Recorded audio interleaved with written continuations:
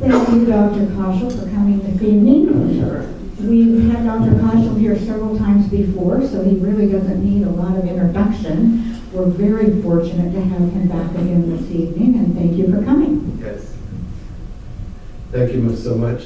So today I'm going to do something a little different. I recognize some familiar faces and perhaps some new faces as well. Thank you for coming to listen and also hopefully learn something as well. I want to start by talking about a couple different subjects that are perhaps timely for some of you and perhaps you're already decided. And that is healthcare insurance, right? As you know, it's open enrollment right now. And I'm sure you're all getting bombarded with these Medicare Advantage plans. And I just want to share a couple points of view and also actually some facts about them. And because you see Joe Namath and various other celebrities on TV, it seems like every third ad is about Medicare Advantage. And this is perhaps like I said, a timely sidebar from what I really am going to talk to you about. But I get asked this question, actually I've given talks both around the country about this as well. Let me just explain a little bit about Medicare and also these Medicare Advantage plans. If you aren't aware, Medicare provides a tremendous amount of medical services to all of those who enroll in Medicare, which is nearly every working American. And they publish a pamphlet. Actually, I was in coming over here, I actually brought it today, but I left it in the car. I'll see if my wife is also going to be coming. Perhaps she can bring it. And just to show you all, you should all become familiar with it. The services that Medicare itself provides for those who are eligible for Medicare are just, even I didn't know that much until about 5-6 years ago when I started investigating on behalf of my patients. The services they provide are just really quite wonderful. It gets drowned out because they don't really advertise, right? They should be doing a lot of public service ads to make people in the US aware of what Medicare provides. Just as another interesting point of reference, we are the only country in the world that has healthcare insurance that's for profit. Only country now left, right? And I'm not talking about socialized medicine or anything like that, but in the face of that, we have to be, I think, intelligent consumers as we have to with everything we do. Now, Medicare typically, as I suspect many of you are aware, pays 80% of the cost of the services or the surgeries and so on and so forth, and medical care that a physician provides, and other services as well.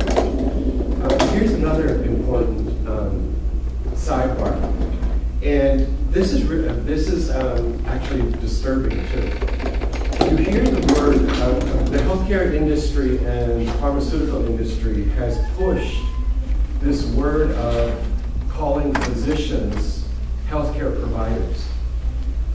Right? You hear this word all the time, right? And so they lump us for whatever reasons, and I'll tell you what that reason is in just a moment, with everybody else, right? Physical therapists, DOs, dentists, optometrists, right? Respiratory therapists, so on and so forth. You know where that word healthcare provider comes from? It comes from Nazi Germany. This is what happened. The Jewish pediatricians, and this is actually published in the American Journal, JAMA, Journal of the American Medical Association. It's actually written by a pediatrician who obviously she spent a bit of time doing research. The article was 7 years ago, and for those of you who are interested, try to track it down. In fact, I just reread it again, mostly it's really quite disturbing. What they did in Nazi Germany is they stripped the Jewish pediatricians of the title doctor, and they called them healthcare providers. Wow. So the title of this article is like, if you call me a provider, you must be a Nazi. I mean, it catches your attention, right?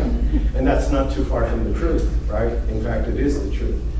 And so the healthcare industry, in fact, I was talking to one of the pharmaceutical reps yesterday. He started using that word. I said, hey, listen, Let me just give you a little historical perspective, and you're welcome to look this up. And so in our own small way, there's a set of physicians, myself and others across the country, who are saying, hey, listen, don't call physicians healthcare providers, right? In fact, you should call them for who they are. They're a physician, physical therapist, whoever it may be, right? But the healthcare industry and the pharmaceutical industry, by the way, I have no vested interest in either or any of the things I'm going to be talking about today, or conflict of interest, I should say. But they use that word to homogenize medicine so that it appears that it's no different than any other commodity, like going to a 7-Eleven.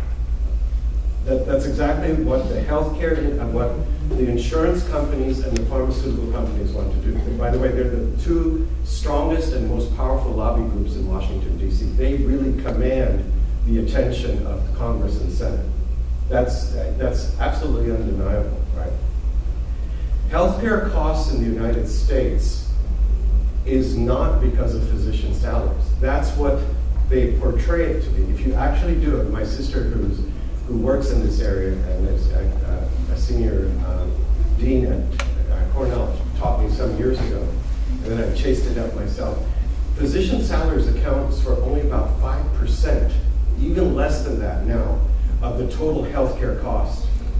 The healthcare cost is predominantly dominated by insurance companies and the pharmaceutical companies. That's where the cost of healthcare is in the United States, right?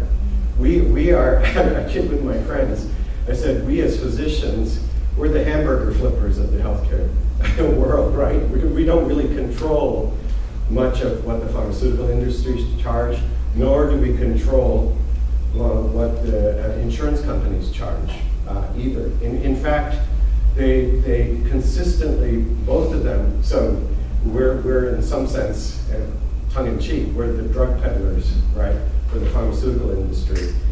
We take all the risk, and they enjoy the profits of it all. They don't share profits with physicians, by the way, which in some countries, that's the way it works. But, so here's what I was getting at, is Medicare, coming back to this, Medicare is actually an excellent insurance. It covers 80% of the cost, and the cost of, let's say, for example, cataract surgery in my own field or retinal surgery, they set, okay? Which is fair enough, right? They have a complicated formula. I actually looked this up. There's a complicated formula they use, which kind of makes sense, and it's kind of voodoo at the same time. And they set it at a cost because they look at the number of patients who are getting that procedure. For example, cataract surgery is the most common surgery in the United States, or actually worldwide. Retinal surgery, not so much, right? And they attach a value to that, and then they arrive at what the cost of that is and what the reimbursement will be for the physician, the facility fee, so on and so forth, okay? Now, Medicare covers 80% of that, so 20% of that falls as patient's responsibility, and that's the purpose of secondary insurances, right? In the villages, we see lots of patients with AARP, Blue Cross Blue Shield as a secondary, and so on and so forth. Now, the question is, well, geez, how does a Medicare Advantage program work? Because I get this question asked so often, I thought I'd take a little time to explain that. What they do is those patients or people who sign up for it, you're basically forfeiting and turning over your Medicare dollars to that company. Now, I'm not going to mention any names, but we'll just use it as a generic Medicare Advantage. Even the word is very clever advertising, right? They use that word advantage. One might argue it's deceptive advertising, right? The question is, what is the advantage? They tell you about all these benefits, right? You know, you get free transportation, over-the-counter this thing, that thing, right? Vitamins, eye drops. So I've actually looked at this on behalf of our patients. It's usually very poor quality, right? And the visits, the transportation, after 6, at least in Citrus County, there's no more trips. That's it. You get 6 for the whole year, whichever doctor you're going to, right? When you watch the ads with Joe Namath, right, you get the impression that this is, you know, you've hit the jackpot, right? That's not what it is, okay? So that's one thing. The second thing is after you've turned over, so we have patients who come into our clinic and they tell us they have Medicare. And we politely tell them, no, you don't have Medicare, you have Insurance X, which is a Medicare Advantage plan. And the Medicare Advantage plan restricts the doctors you can see. That's a reality, right? I see some nodding heads because I think people, or at least a set of you are aware of that. And the way why do they restrict that? Because they make arrangements, financial arrangements, to the detriment of the physician, really, right? They pay less than Medicare does. Sometimes, like in South Florida, it's so competitive with these Medicare Advantage plans. I've never heard of this, but ophthalmologists going bankrupt. Never heard of it in my entire life, right? Because they're trying to outcompete each other to try to get these Medicare Advantage dollars, and what they're literally doing is they're paying out of their own pocket to take care of the patient. Because what they do is, so let's say there's $100 for eye care, for example. Well, right from the top, the Medicare Advantage plan will take anywhere from 10 to 15% of that, okay? Then typically they have a second company, right? A third-party administrator, right? TPA. They take another 10, 15%. So now, look, your hard-earned $100 that you had for Medicare dollars, let's say for an eye exam, suddenly becomes $60, $70. So now you're asking a physician, let's say they're a skilled person, right? And ethical and honest, to do the work of $100 and $70, right? So as one of my friends who's a healthcare attorney, he said it's like telling somebody, hey, listen, you bought a bicycle, but you want Mercedes-Benz performance. That's not going to work. The reality is, in the United States today, we have at least a two-tier medical care system, right? There are those people who have Medicare and a secondary or insurance that's equivalent to that. And then there's, frankly, Medicare Advantage, okay? The other issue for Medicare Advantage is it straitjackets the physician. I can tell you directly from my own experience, right? We can't get the medications that are actually the right medications for the patient. It's for somebody who, like myself, who intensely enjoys taking care of people, it's a source of tremendous frustration. I will tell you, just as a sidebar, we actually dissociated ourselves from the Medicare Advantage plans. In fact, I actually called the chief medical officer and the chief operating officer, and one of them had an hour-and-a-half conversation with each of them. And I said, I said, look, I have to just be straightforward and honest with you. You disrespect the patient, you disrespect the doctor, and you disrespect the relationship between the patient and the doctor. It means nothing to you at the end of the day. They go, no, we're about patient care. I said, is that true? I said, how come it's the case that a patient may have an intraocular tumor and I can't refer to the best specialist in Florida, a good friend of mine down in Miami. You don't take the insurance. I said, how is that possible when a person could potentially die from that disorder, right? Now that's a stark example, but it's a real example, two separate patients like that. So I would want you all to at least, I understand there are financial constraints that we all live in, right? I fully appreciate that. But I do want you to think about and consider more carefully your own Medicare, right? Read it, right? It's a pamphlet that's at least 35 to 40 pages long. And I'll tell you, the first time I read it was, as I mentioned, was only about, I'd say 4 or 5 years ago. I was overwhelmed with the services Medicare provides people in the United States. It's, like I said, it's unfortunate they don't talk enough about it, but they should be. There should be public service ads all the time, all year long, frankly, right? Not just once a year during open enrollment. The other issue, and then I'm just going to finish this, is it strikes me when you do that, we see this, or we get referrals from these patients who have Medicare Advantage because they have to be released to see a retina specialist like myself. In other words, the insurance company has to compensate us as a Medicare patient, right? They don't like doing that. That's why they don't want to refer to the best doctor for that problem, right? Like, in fact, today I had some examples in clinic, right? patient wants to see this particular back surgeon at the University of Florida, who I used to be at the University of Florida, excellent, right? You can't go, right? It's out-of-pocket expense. UF does not take, actually all the medical schools in the state of Florida do not take Medicare Advantage at all. It's cash paid because they have, it tells you quite loud and clear what they think of that, right? So as I said, I fully appreciate and respect the financial constraints that we all operate under, and especially those of you who may be on a fixed income or otherwise. But at least consider it, right? Think it through and talk to an insurance agent who is not commissioned by any insurance company. They exist, independent insurance agents who can really help you decide. And we've learned of some, and I don't want to promote a particular name or person, but if some of you are interested afterwards, I'd be happy to share that with you. And let them guide you to what are the options available. And there's plenty of them, decent options, including the village, well, all North Central Florida, including the villages as well. Any questions? And I'm going to go back to my regularly scheduled program.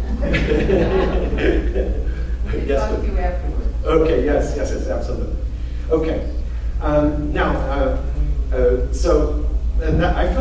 was thinking about what to talk about today, right? I could show you lots of slides, which I've done in the past, but I thought it'd be fun to just chit-chat a little bit, make it more conversational. But as I said, I felt it's so important that I wanted to share that with you to just start things off, okay? Now, I want to tell you a little bit. Some of you know a little bit about me and my background, but I want to share with you what motivates me to come out and speak to folks like yourself and what turns me on as a physician and as a person. So just by way of introduction, my family's originally from India. We moved when I was about 5-6 years old to Michigan. In fact, we lived in Ann Arbor. My father had done his master's in mathematics at Delhi University and then came to the United States and did his master's in electrical engineering at the University of Michigan. I distinctly remember not knowing English going to kindergarten. I remember falling, I think, on the first day on the swing set, and I really didn't know what to say. I do remember I cried a lot. The other thing that bothered me was I remember at recess, all the kids had those little half cartons of milk, and I didn't get one, right? So I went home, and my mom and dad came the next day, and the teacher explained to me, I think it was half a penny at that time. So my dad paid for, or my mom and dad paid for, we paid for on a monthly basis so I could get milk at recess with all these other children. So after we lived in Michigan for a short period of time, after my father finished his master's in electrical engineering, he was blessed to get a job at IBM in Vermont. And we moved to Vermont in 1968. I was 7 years old at that time and started school and had an idyllic childhood. Just the most spectacularly beautiful place, wonderful friends. And I was one of those, there's a set of us who were sort of geeky jocks. We enjoyed studying hard and also being good athletes. So I played, as you might guess, lots of basketball, tennis and baseball. Those are my 3 sports. I also have a younger brother and sister as well. They're about 5-6 years younger than myself. My brother's next, and then my sister's well. We're all, with God's grace and my parents' amazing support, physicians throughout the country. My brother is the head of pediatric cardiac surgery at Northwestern Children's Hospital, Lurie Children's Hospital. And my sister, as I mentioned, she's one of the senior deans at Cornell Medical School. After growing up at East Junction, Vermont, where IBM had its largest research facility, our conversations at dinner were amazing growing up because my father's research division is the one that designed the hardware for the first IBM PCs. So it was electrifying, the conversations at dinner, almost every night, because there's some new interesting development. Obviously, he couldn't tell us proprietary things. But he did mention 2 things. That there was this upstart company called Intel that was very interested in the microprocessor technology that his research division was, he and his colleagues were developing. And they were interested in buying it. And that they had told senior management IBM not to do that. But IBM did, and everybody knows the rest of the story. Intel's a gazillion-dollar, multi-billion-dollar company. The other story, and this is documented actually, so it's more personal, but it's well documented. There was a young kid from Harvard who dropped out and wanted the DOS operating system, a guy named Bill Gates. And so IBM is the one who developed that operating system for the computers. And my dad and his team, and I'm sure lots of other folks, told the IBM senior management not to do that. So thus Microsoft, right? And one of the wealthiest people on the planet. So after my 9th grade, I was, in middle school, my principal, Mr. Stanley Knapp, I'll never forget him. He was one of the kindest and most disciplined persons personally, but he engendered such a academic quality to our middle school, Albert D. Lawton Middle School in Essex Junction, New York. It's still there. In fact, our family home's there. We tried to go visit. Obviously, COVID squashed that. Or turned all of us sideways, right? He really inspired, I found him very inspirational, as did the teachers in middle school. And he talked to my parents about the possibility of me going to prep school. In New England, those are very common, as you may be aware. And he talked to my parents specifically about an all-boys prep school, Deerfield Academy, in Deerfield, Massachusetts, in western Massachusetts. So I read all the books about Frank Boyden, who was the principal, who was legendary in New England, and perhaps elsewhere in the country as well. And I thought, geez, this sounds like a really wonderful place to play sports and really push my own self academically. I will say, even now, I never consider competing with other people. I always think about how I can be, and I learned this from my parents, is how can I be a better human being tomorrow than I am today? How can I be a better physician tomorrow than I am today, and then keep growing? In fact, when I was at the University of Florida, I headed up Retinal for some years, I would tell my residents and fellows, I'd say, look, here's what I want you to do. Every day, learn 3 new things. Think about it. After you'll at least learn 1,000 new things, right? And how fun will that be that you get to share that with someone else, right? But anyway, so I was fortunate enough, I applied to Deerfield Academy, was accepted. I applied extremely late in the academic year. So when we went down and interviewed, and I just fell in love with it. It's such an enchanting place, it still is. It's this cute little one-road historic town in western Massachusetts. It's actually the site of a war, obviously hundreds of years ago. But, so I got accepted late. I got accepted in the summertime because I had applied in, I think, February or so, when basically admissions was done for the year. And I was just thrilled, and I felt so fortunate. And I spent 3 years at Deerfield Academy, and I felt like I had hit a place where I could explore intellectually, right, and academically, obviously emotionally and socially as well, and physically. Played lots of sports, played basketball, and really got turned on to math and science. I believe up to that point I was a good student, right? Above average, I wouldn't say exceptional per se, but at Deerfield I had a chance to really flourish. Some of my teachers, I still remember them very distinctly. I even remember their lectures because they were just so memorable. They were such captivating human beings. And I found all my subjects very, very interesting, including French. So my junior year, of course we all have meetings with our college advisor.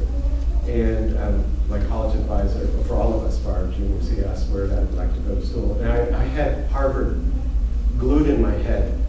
I don't know why, don't ask me why. I still, even to this day, not sure why. Perhaps just the name, and it's in Massachusetts. And then I listed some other schools, and the usual Ivy League schools that kids in New England apply to, and of course Stanford and Duke. There's about 7 or 8 schools I wanted to apply to. My senior year came, and one of my very good friends, who was a wrestler and an amazing writer, had gone to Yale University, and he came back to visit around September time. And I hadn't really thought about Yale that much. And when he came back, Harvard fell off that list, and Yale became my #1 choice, along with these other schools.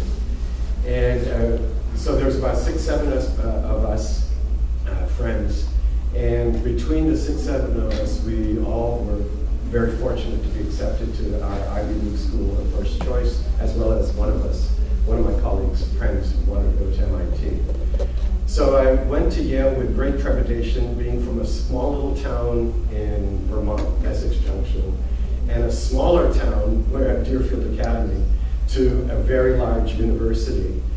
And that was even more immensely broadening of my own vision or thinking as a young person who's growing academically, spiritually, and so on and so forth. I actually want to be a theoretical physicist.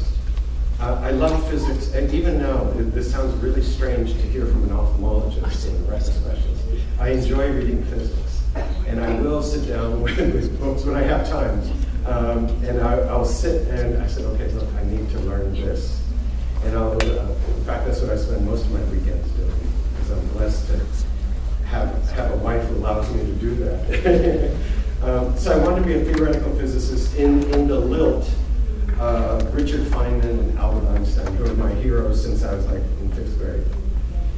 But I discovered that I was really good at solving problems, and I wasn't so good at figuring out what next problem to solve, right? Because that's really what a theoretical physicist did. And perhaps I didn't give it enough of a shake, and perhaps I also wasn't mature enough mathematically and in terms of my physics understanding to pose what is the next question to ask. But I do want to share this story, because there's those events in our life that are like, they're stake posts, right? It was my junior year. I remember as though it was literally yesterday. Tuesdays and Thursdays, 9 to 10:15 in the morning at the Joshua Willard Gibbs building at Yale. It's the physics building. Joshua Willard Gibbs is a remarkably well-known theoretical physicist throughout the world for his contributions to thermodynamics. And I go to this class. It was those old-fashioned classrooms with 3, chalkboards, left, center, and to the right. And I had this professor. He's still there, Professor Ramurthy Shankar. And the class was the prerequisite for quantum mechanics. And I would go there. The first day I sat just randomly with my other classmates. But after the first class, I thought it was so amazing that this man came with no notes. And he would start with the chalkboard in the far right corner, pull it down, and I was convinced he had a tape recorder in his head. And he would go through the 9 chalkboards, and it'd be an hour and 15 minutes later. I thought it was like poetry. It was so beautiful. I still remember those lectures, not all of them, but I remember quite a bit of it. And after the first 2 classes, I would sit, I'd make sure I got there at 8:45 and sit right in the middle so I could watch this artistry. That's how even now I feel it that way after being a physician all these years. Some years ago, I have to tell you, maybe about 7, 8 years ago, I called up Dr. Shankar, and I said, this call is 30 years late. That's how I said, my name is Shailesh Kaushal. He goes, hold it. You're that tall Indian kid who would sit in the middle, right? I said, yes. He goes, I remember you. He said, I remember your homework problems. They were the most detailed explanations that I had seen. I said, well, that's really nice of you to say that you even remembered me. I was calling you to thank you. It was so, I said, all the fortunate teachers and professors I've had, mentors, in all these years, your course was singularly the best course I had ever, either at Johns Hopkins in medical school or at MIT where I was a graduate student.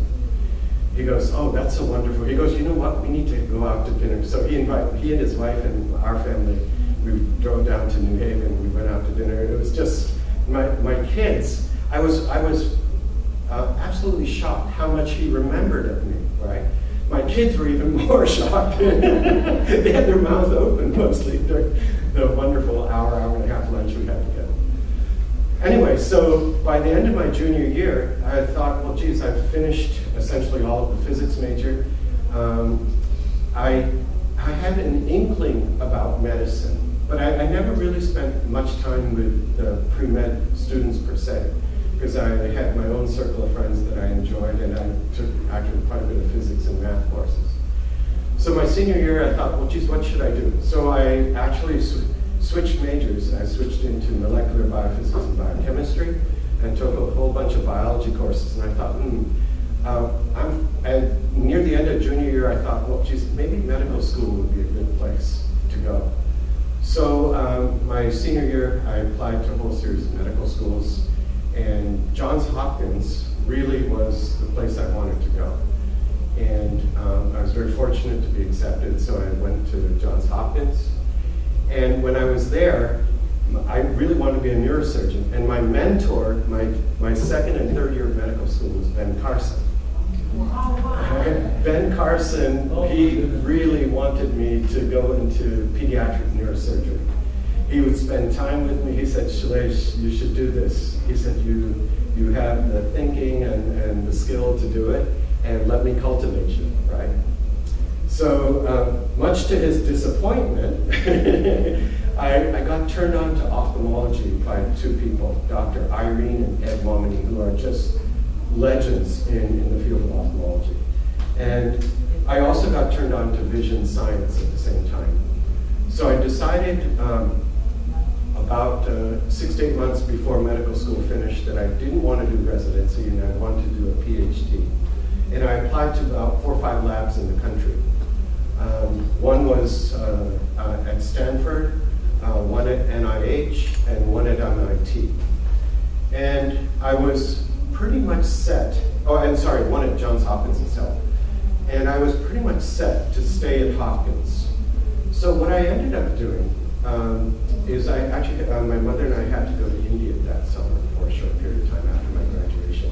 And I planned to move into graduate student housing at Hopkins.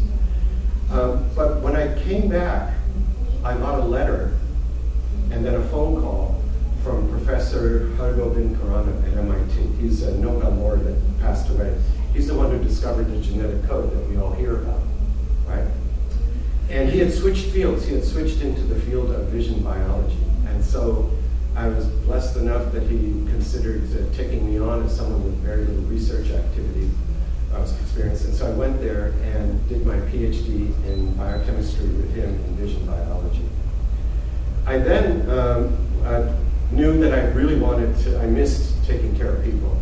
I ended up going across the country to Doheny Eye Institute in Los Angeles to do my residency, USC Doheny Eye Institute, and then St. Louis for my fellowship at Washington University. At that time, it was considered the premier retina program in the country. And then I wanted to spend an additional year at Moorfields Eye Hospital in London, with 2 particular mentors, which was just a phenomenal experience for myself and my family. And then we returned back to the US, and just to fast forward through this, we moved to Florida where I was head of retina, and I had an endowed chair as well. And for the new drugs in retina, we were very fortunate when I was there. I was the first person in the world to use, including stem cells, for the human eye. My interest in nutrition was born in my last few years before I transitioned to private practice. It was because of a whole set of discoveries in our lab, where we were looking for new drugs for diabetic retinopathy and glaucoma. And that's where I got really turned on by our discoveries and my desire to understand what these compounds were. So now, I want to share that, well, it's fun to kind of reminisce in public, but it who may not know me a chance to appreciate where I'm coming from as well. Since being in Florida, we're blessed to have a wonderful family. I have 2 children. My wife and I have 2 children. My son is 26 and my daughter is 21. My daughter, for sure, is very interested in being a retina specialist, and she has a profound interest in nutritional biochemistry already. My son is deciding if he wants to go that way. Okay, so that's part 2. Now, let me tell you what I really came to tell you, additional things that I wanted to share with you. First, I've talked about it before, but I want to re-emphasize this. All chronic, I'm shifting to talk about chronic diseases, and I'm going to use macular degeneration and glaucoma as examples. But it applies to Alzheimer's disease, age-related muscle loss, right?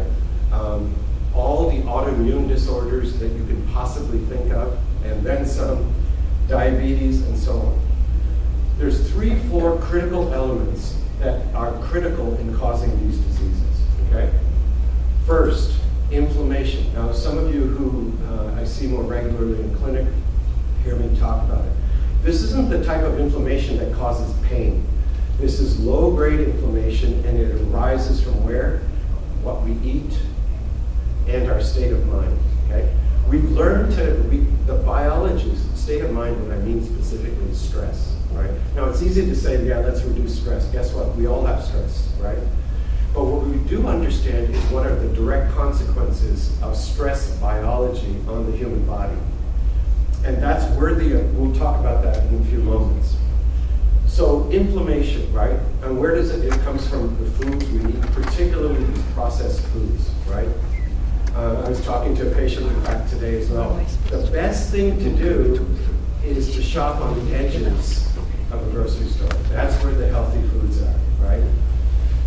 Canned foods themselves are, the vegetables and fruits are not so bad for you, but it's what they're processed in. It's often soy oil. Soy itself is good for you. Soy oil is profoundly inflammatory, right? So one of the things we want to do is reduce total body inflammation. Whether you have Alzheimer's disease, well, I shouldn't say you, but if one has or someone has Alzheimer's, right? Diabetes, macular degeneration, glaucoma, and so on and so forth, and all of these other disorders that I mentioned. And it's so worthy of repeating that I almost say every single visit with every single patient, right? And how can you do that? Well, first, so I don't use the word diet ever.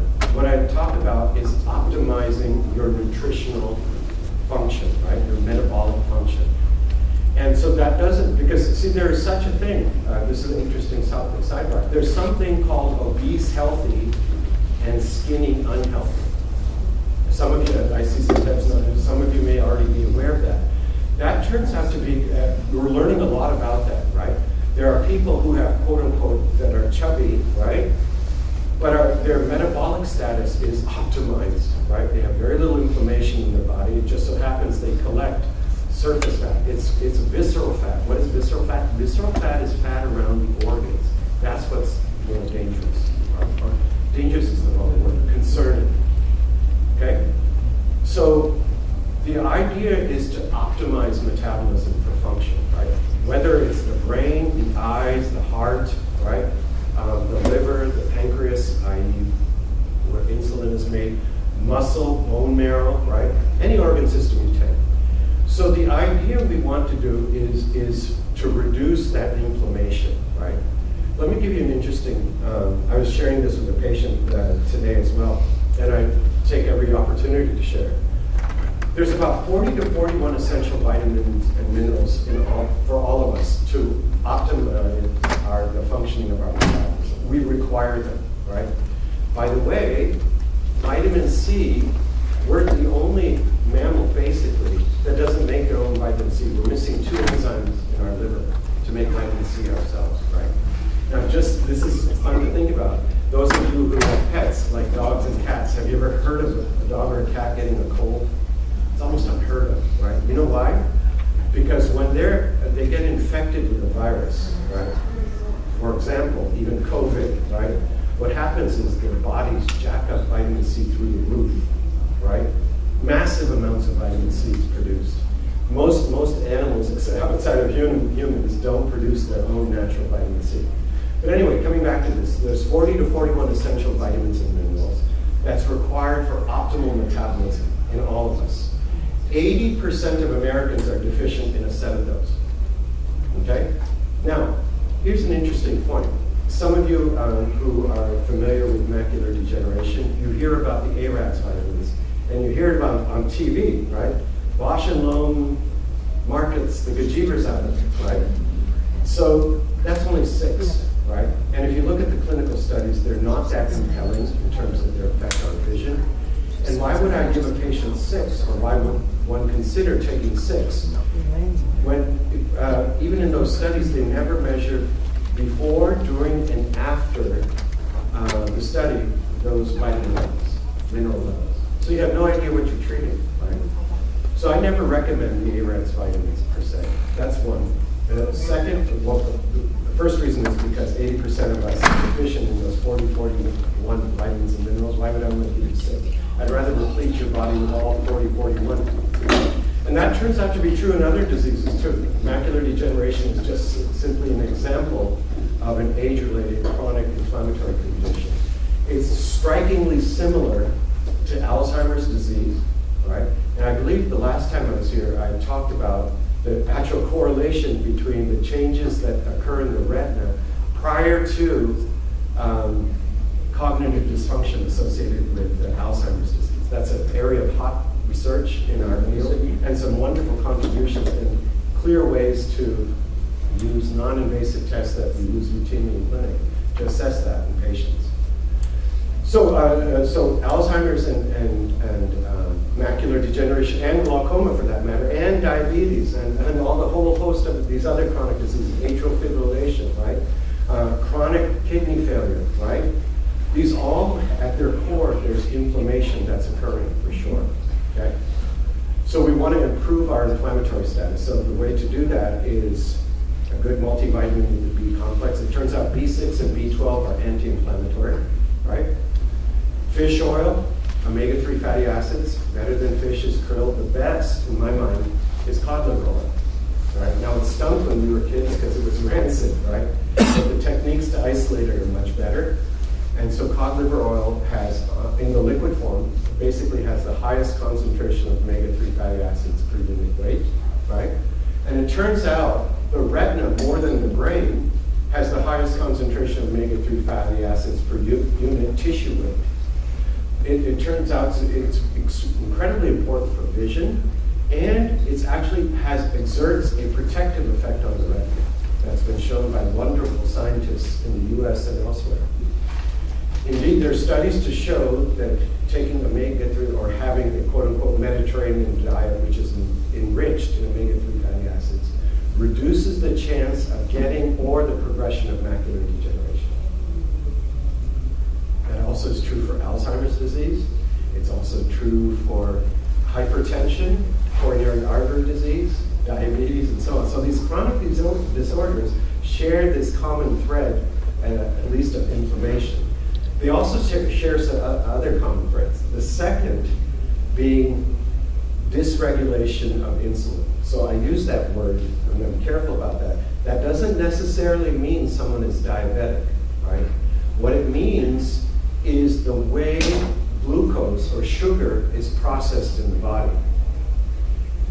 Now, it turns out there's a common thinking that once you get, let's say, diagnosed with type 2 diabetes, that's like, a commitment, irreversible commitment for the rest of your life. That turns out not to be true. There was beautiful studies in the 70s and 80s to show that even people who are quote-unquote non-diabetic fall into a diabetic state and then they fall back out of it. It's entirely a reversible disorder. When this wonderful research was presented some years ago and published, endocrinologists all throughout the country were up in arms. No, that's not possible. Once you have type 2, that's it. That's the end of it, right? But that concept was further bolstered by other research, and it's clearly demonstrable Now, routine blood tests at the lab doesn't detect that kind of change.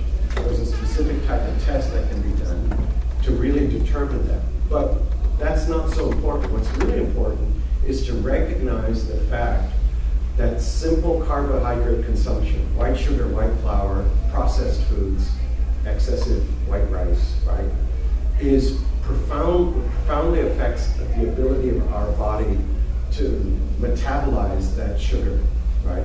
Because the sugar itself causes some other changes, and I'm going to tell you about that in just a moment. This idea of glucose dysregulation, right, or abnormal metabolism of sugar is maybe an easier way to appreciate it, occurs in every chronic disease. You name it, right? And I'll say the same list again, right? Alzheimer's, macular degeneration, glaucoma, hypertension, atherosclerosis, obviously diabetes, AFib, age-related bone marrow dysfunction, age-related muscle loss, right? Chronic renal failure, right? Of unknown causes at this time is related to this.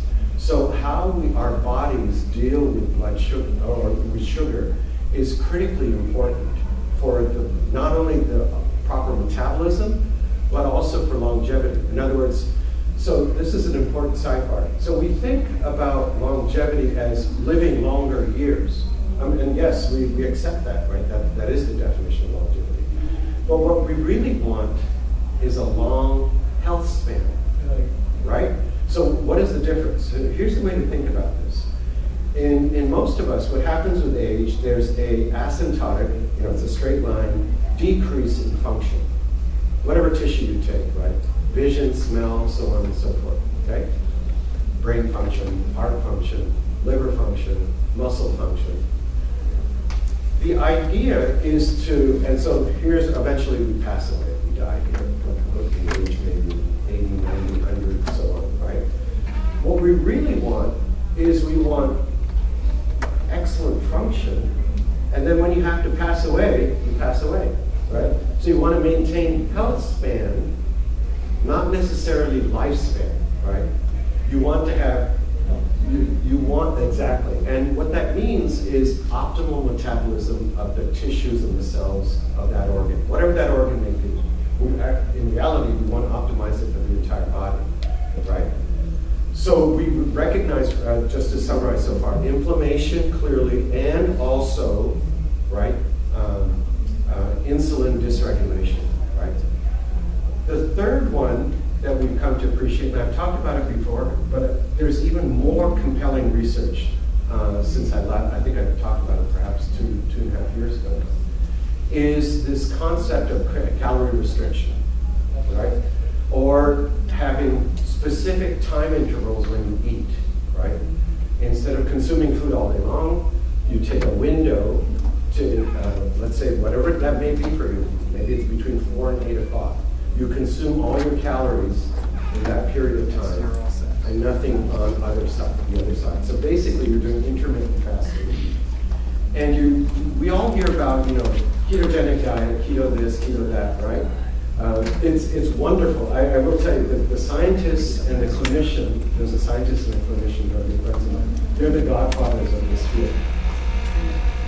And I actually bought it, it's a device, and I have no financial interest in this. I even forgot the name of the company. I actually called them up, talked to them, and they wanted to understand their device. It's a non-blood test. You breathe into it and measure ketone levels. And I wanted to see how easy is it for me to go into a ketotic state. It's not easy, and we're pretty careful about what we eat, right? So you say going into ketosis is a great thing. It is a great thing, I will tell you that. Ketones are used more efficiently as an energy source in our body and in our cells, in the brain, the eyes, the heart, and so on. But to actually maintain a ketotic state or live in that ketogenic state is very difficult. And I actually talked, these two in particular, they've even developed a company to try to, but I tried it very hard myself. I wasn't successful. I'm going to retry again. And it wasn't because we're pretty careful about what we're consuming. We don't eat a lot of simple carbohydrates at all. But I found that this is really hard. And I actually talked to other scientists who work in this area. They go, when you see it on Google, every third ad on that right sidebar, right? You think, oh yeah, I can do this tomorrow. And perhaps some of you are more successful than I am at doing it. But it's very hard to get into a ketogenic state and maintain it. Why is it hard? Because we have, okay, that's the answer. That's a wonderful question. It's a long, nuanced answer. But let me just give you the drive-by. It turns out our liver is very effective in storing sugar and starch. Okay? I think it's, I'll double check, but I believe it's on the order of 60 grams is stored in our liver. So let's say you stopped eating today, right? Or right now, you had dinner and you came here. You couldn't burn all of that until probably late tomorrow, right? So you got to burn off all of that starch, and then what happens is there's also muscle breakdown that contributes to it. So, and then the story gets even more complicated and nuanced than that. So it's difficult to eliminate our pre-existing carbohydrate load, as it were, in our bodies, right? So you have to get rid of all that, and so you can exercise and you can start burning it off, right? You have to exercise a bit to burn it all off, right? And reduce what you're eating as well, right? And even doing some muscle training, that will help too, right? Resistance training, right? Is it why fasting is good?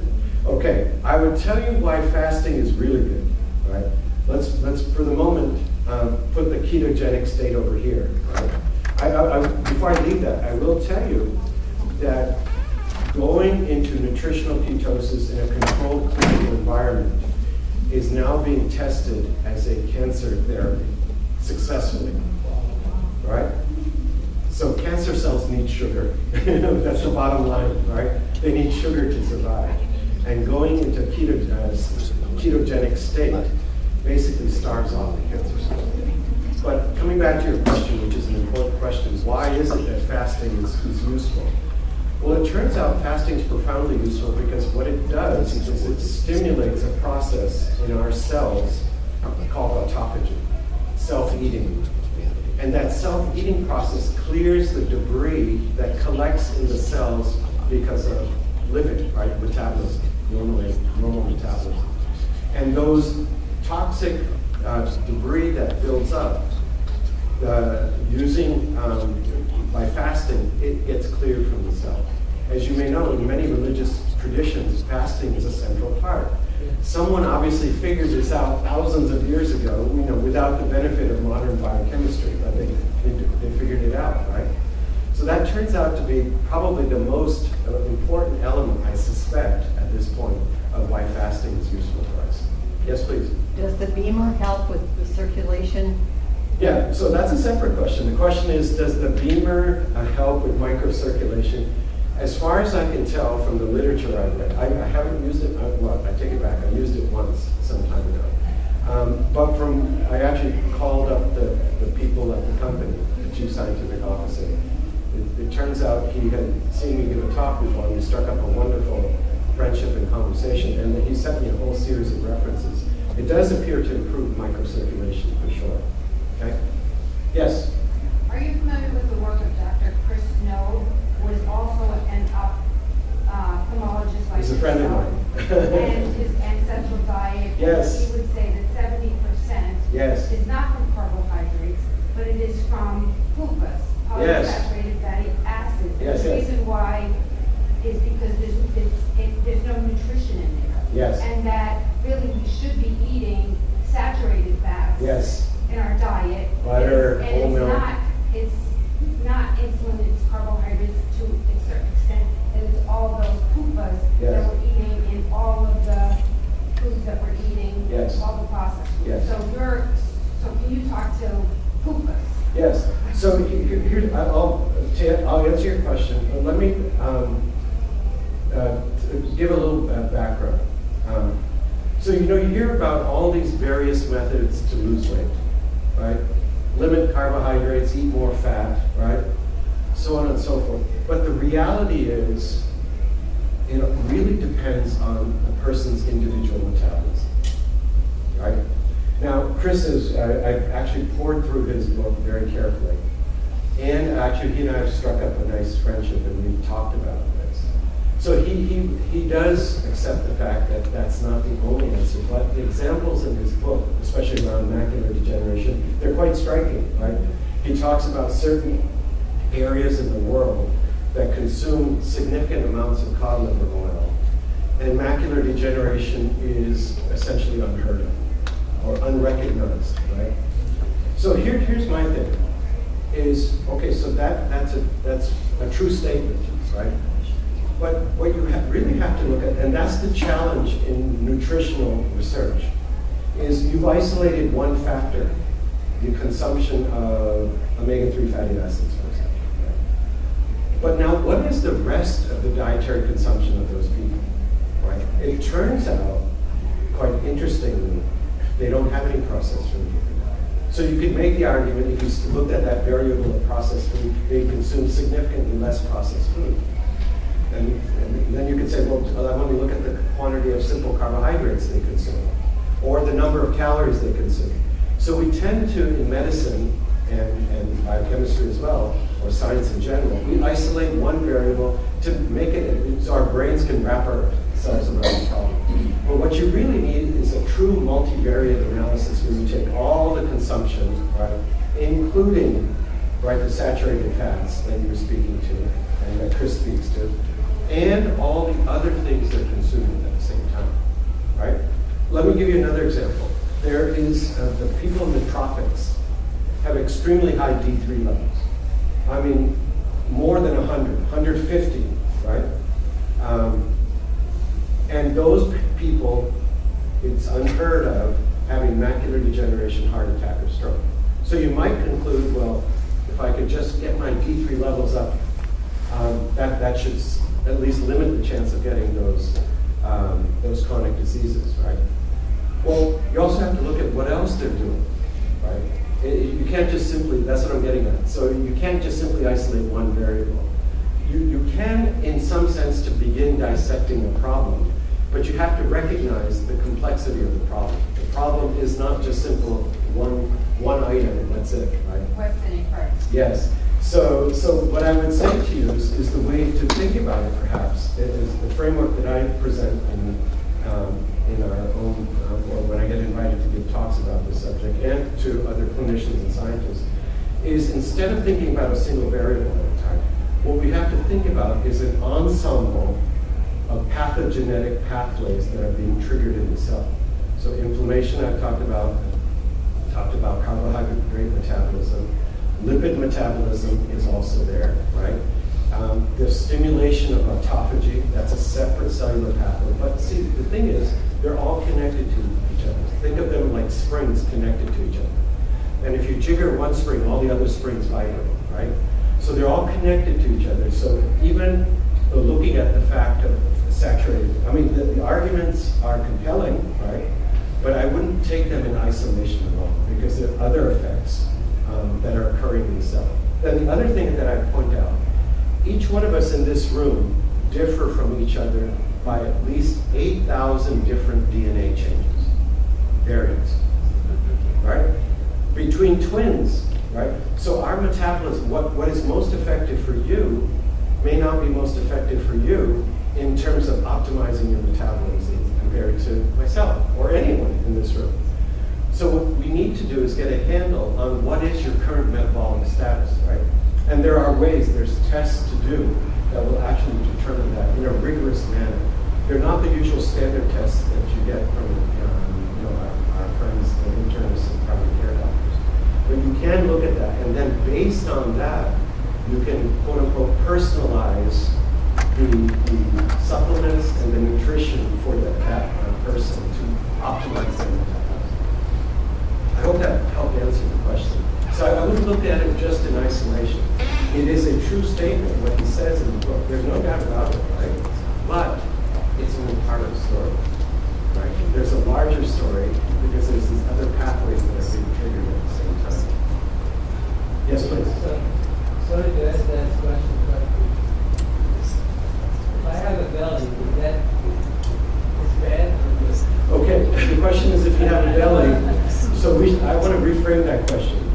if we both have a belly, because I have one too, right?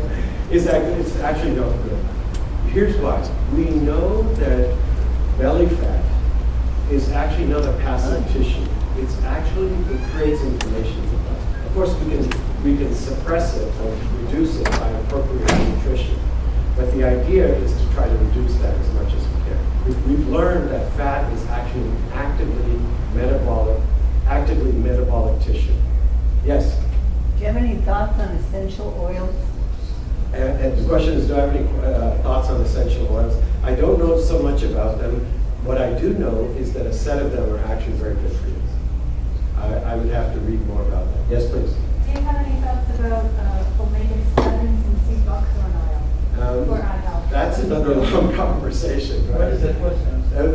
About omega-7 fatty acids, right? In one of our meetings, so the answer is it's more complicated. I tried to make it simple by talking about omega-3 fatty acids. I do that because that's the most compelling data that's out there. But you have to also consider omega-6 and some of these other omega fatty acids as well, including 7, 9, and so on, right? Here's a framework to think about it, right? The most critical ones that control inflammation in the body are omega-3 and omega-6. Omega-3 decreases total body inflammation. Omega-6 promotes it. Processed foods have a tremendous amount of omega-6 fatty acids, among other things, in them. But omega-7s, that's, again, another, it's a more nuanced discussion. It's not quite as straightforward as the omega-3s and 6, or even 9 for that matter. Yes? On the omega-3 then, would you recommend doing the fish oil more than once a day then? Well, what I tell patients is I would shoot for about 2,000 milligrams a day. So you have to look at the concentration on the capsule that you take. What about the liquid that you get from you? Yes, so that 1 tablespoon a day? That's plenty. A tablespoon's plenty. For once a day? Yes, yes. Yes, please. Look back to the intermittent fasting. How long should you fast? At least 16 to 18 hours. 16 Yes, that's what the research is showing. Yes. And then tied into that question, what about if a person just ate once a day? That's the whole idea. What it means is eating once a day. What you want to do is consume all your calories within a window of like 4 to 6 hours. Like I was giving the example between 4 and 8. That's consume whatever calories you want to consume in that time, and that's it. The rest of the time you can drink water, right? Black tea, coffee, right? I have a weakness. I enjoy my wife's Indian tea, so I have that once in the morning. That's about it, right? So what would be the max that you would fast at the most? Okay, so that's a very, very interesting question. The question was, what is the maximum you can fast? The longest record of fasting in a human being in the published medical literature is something on the order of 500 days. Without dying.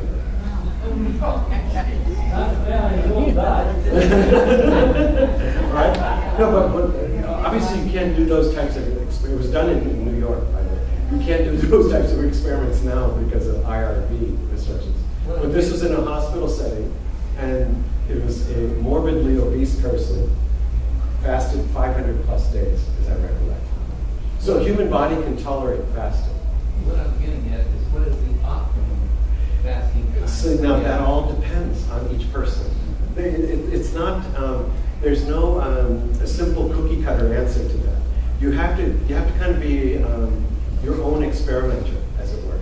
Right? Are there signs or symptoms that you can be passing out or something? you usually can't pass out from fasting. Yeah. So, I mean, we've all heard of Mahatma Gandhi fasting for 40 plus days.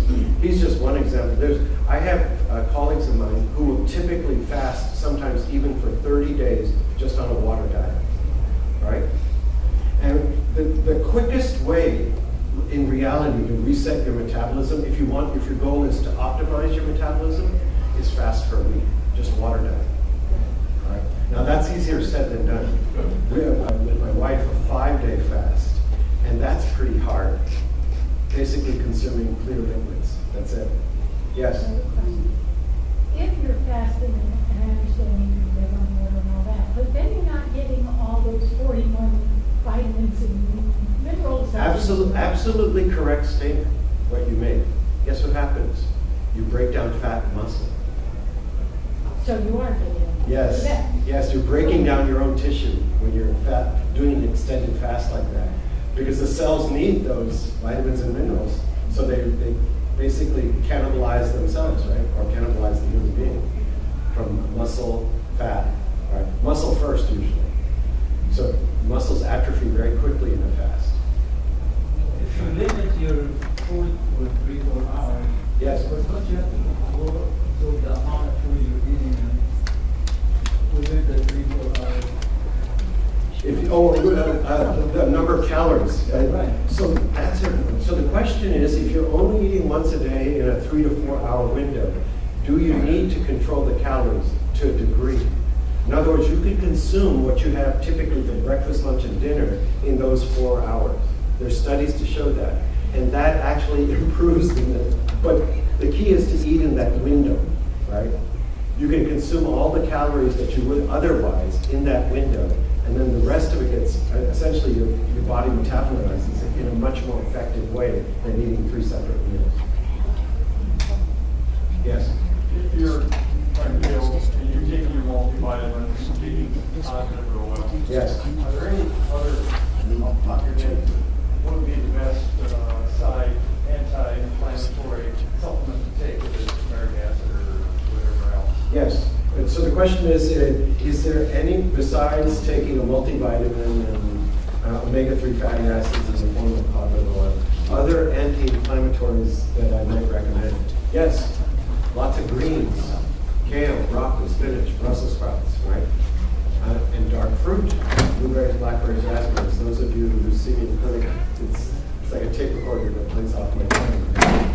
In addition, if you're thinking of doing something else, turmeric turns out to be wonderful, that Indian yellow spice. The catch with turmeric is that in its free state, right, as a powder, like you can buy it at Publix, right? Some people, my patients have told me they sprinkled it on salads or on their food. It's great for your gut, but it hardly gets absorbed across the GI tract, right? Across the lining of the GI tract.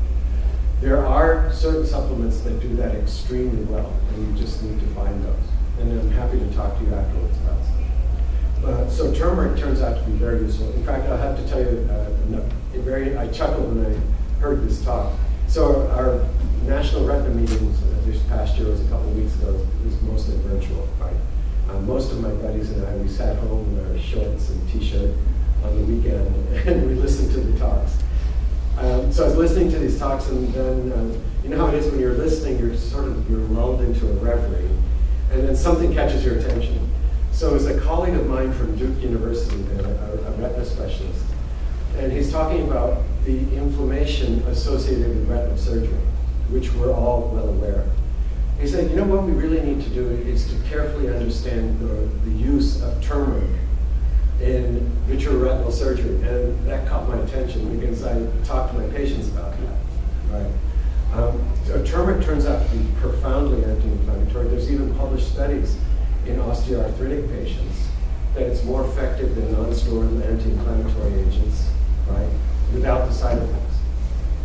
So, I was sharing this with some patients this afternoon. If I had my druthers and had the opportunity, I'd love to put in all our drinking water vitamin C, high-dose vitamin C, D3, turmeric, and cod liver oil. Now, it wouldn't be very tasty water,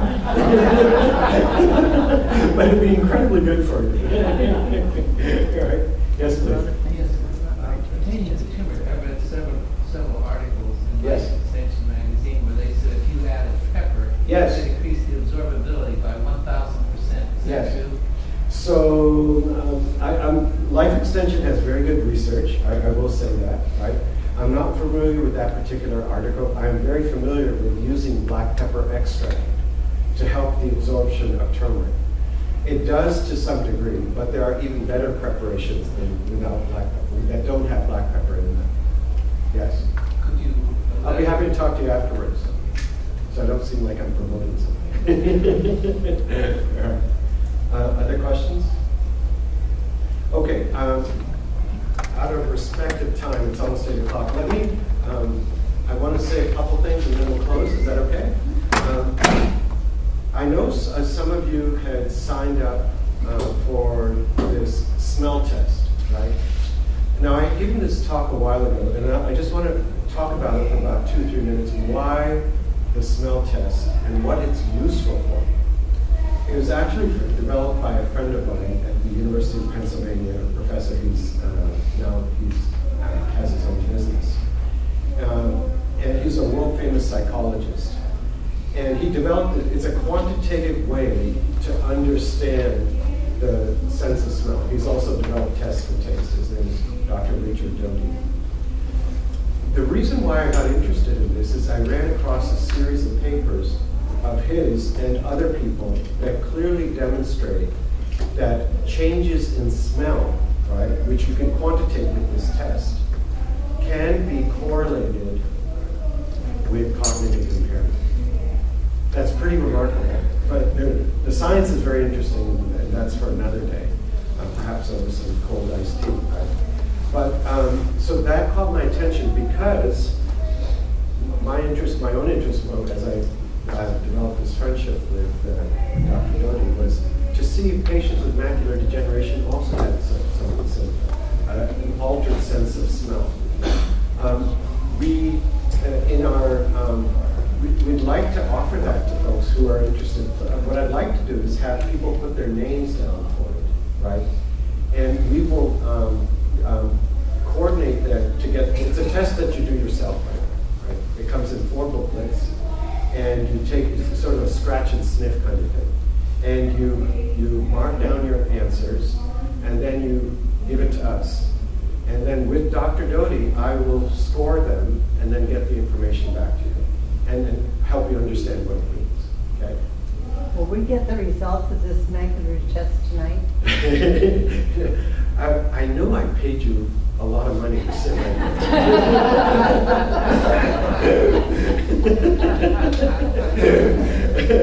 here. So the other test, which was beautifully set up with that question, is so macular degeneration. In the last 2 or 3 minutes here, I'll talk about it. And we have the sales rep was kind enough to come, and we wanted to offer that. It's free, and we'll do it now for those who want to stay back. Let me tell you what the test is and what it means. So I follow this field. Yes. How many people in the audience have not had the test that wanted the macular test tonight? Can you go to the back with Fran? So that you can get into the test, into the line, and then we can keep that line going. So I didn't know. Yes.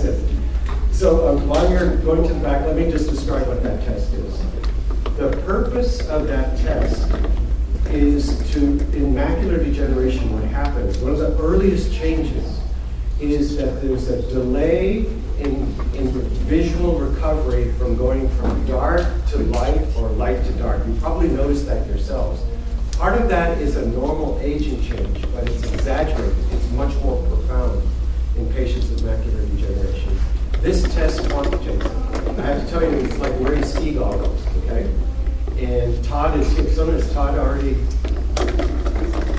he outside? Oh, he is? Oh, wonderful. I love it. And we'll be able to look at that recovery rate from the bright flashing light. And it's my colleague at Penn State who actually developed this test. By the way, it's interesting. A lot of these psychophysical tests, like dark adaptation and others, they're extremely well utilized in Europe. And in the US, for reasons I don't quite fully understand, they're not used quite as often. But it's a very simple test. And I thought it'd be a nice thing to offer all of you who came out on an evening to listen to hopefully some useful information and also give you some information back by doing this test. Okay? So that is, Todd actually has 2 units. I talked to him when he was coming in and yesterday as well. Excuse me. And so he's doing that, and the results he'll be able to report to you right away, and we can talk about it later. Those of you, here's what I would say, those of you who are getting the test done, if you'd be kind enough to put so if we could start a sheet with dark addictometry, put the patient's name, phone number, and email, and I'll get back to you. I'll discuss it with you, okay? Just as something to offer all of you as a screening test. Those of you who are interested in the smell test, let's keep your names on a separate list as well, right? I know. Yes, yeah. Those of you who are interested in that smell test, we'll have a list of all of you. And then we can contact you, and you can, our clinic is literally across the street from the Villages Hospital. You come and pick it up, right? And then you can do the test and then just drop it off. You can do it at your leisure, right? Because it's 4 booklets, as I said. It takes a little time, probably on the average about 15, 20 minutes. The instructions are right on the booklet itself. It tells you exactly how to do it. I actually have done it myself. It's really straightforward. And it's brilliant. Dr. Doty is the one who developed it. And so we're working, what we want to do actually is do a clinical study here in the Villages, but we're offering this to all of you, at least to, for those of you who are interested to see if there's any changes in your smell perception that maybe could be correlated to possible changes in brain function, right? Now, I have to tell you, any of you who have had COVID, as you know, COVID affects smell. If you had COVID, I wouldn't do the test, okay? Because we know long-term COVID affects smell, even after more or less, quote-unquote, full recovery. But if you've been vaccinated, that doesn't affect the test. But if you've had COVID recently or even in the distant past, the test has not been validated in that case. In fact, Dr. Doty has used this test in ERs to help identify early COVID patients, you know, before they've even been tested for COVID. Yes? I had a polyp removal. Yeah, that wouldn't affect this. You could have this smell test. Okay? And then finally, the other thing was, oh yes. She wants you to pick 3 numbers between 1 and 37. Yes. And then we're going to give 3 smell tests away. Okay. All right. So let's see. The number 9. The number 22. And let's see. The number 27. So let's see. Number 9 is Catherine Miller. Oh. And number 22 is Duncan, is it Forsberg? Yes. Okay. 3. And number 27 is Kay Wise. Okay. So if you'll come up and we'll. We want to make sure we have your name and number, and we'll get you the smell test. Okay? Good.